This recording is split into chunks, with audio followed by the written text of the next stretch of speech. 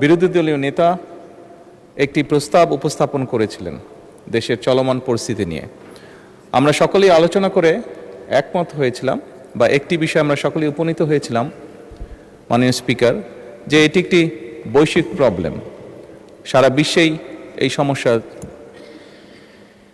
তাপ ছড়িয়ে পড়েছে। মাননীয় বিরোধী দলীয় নেতা ওনার বক্তব্যে বাংলাদেশের এটি যে কনসার্ন সেটি এক্সপ্রেস করেছিলেন উনি, এবং ওনারা প্রস্তাব দিয়েছিলেন ওনাদের পক্ষ থেকে যে ওনাদের কাছে কিছু পরামর্শ আছে। সরকারি দল এবং বিরোধী দল আমরা একসাথে সেই বিষয়গুলি নিয়ে কাজ করতে পারি। মাননীয় স্পিকার, আমি আমার বক্তব্যে বলেছিলাম বাংলাদেশ জাতীয়তাবাদী দল সকল সময় দেশের স্বার্থে, দেশের মানুষের স্বার্থে যে কোনো আলোচনা যে কারোর সাথে করতে প্রস্তুত রয়েছে। তারই প্রেক্ষাপটে মাননীয় স্পিকার, আমরা সিদ্ধান্ত গ্রহণ করেছি যে আমরা আমাদের পক্ষ থেকে 5 সদস্যের একটি কমিটি গঠন করছি। আমি আপনার মাধ্যমে বিরোধী দলীয় নেতা এবং বিরোধী দলকে অনুরোধ করব, ওনারাও যদি 5 জনের নাম দেন তাহলে এই 10 জন ব্যক্তি বসে এই বিষয়গুলোর উপর আলোচনা করতে পারে। কোনো পরামর্শ থাকলে,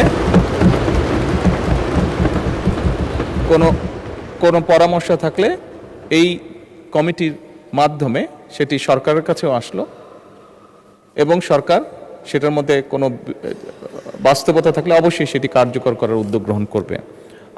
আমি মাননীয় স্পিকার আপনার সামনেই নামগুলো এখন উপস্থাপন করতে চাচ্ছি আমাদের পক্ষ থেকে এখানে মাননীয় জ্বালানি মন্ত্রী জনাব ইকবাল মোহাম্মদ টুকু, প্রতিমন্ত্রী জনাব অমিত, এবং মাননীয় সংসদ সদস্য এবি আশরাফ উদ্দিন নিজাম, লক্ষ্মীপুর 4, মঈনুল ইসলাম খান শান্ত, মানিকগঞ্জ 2, মিয়া নুরুদ্দিন অপু, শরীয়তপুর 3। এই 5 জনকে আমরা প্রস্তাবনা করছি। মাননীয় স্পিকার, আমি বিরোধী দলীয় নেতাকে অনুরোধ করব ওনাদের পক্ষ থেকে নামগুলো যদি দ্রুত আমাদের কাছে দেন তাহলে এই কমিটি দ্রুত কাজ শুরু করতে পারবে। ধন্যবাদ মাননীয় স্পিকার। মাননীয় বিরোধী দলের নেতা। মাননীয় স্পিকার, আপনাকে ধন্যবাদ। মাননীয় প্রধানমন্ত্রীকেও ধন্যবাদ বিষয়টাকে ইতিবাচকভাবে নেওয়ার জন্য। আমরা আশা করি সংসদ জাতীয় সকল সমস্যা সমাধানের কেন্দ্রবিন্দু হবে ইনশাআল্লাহ।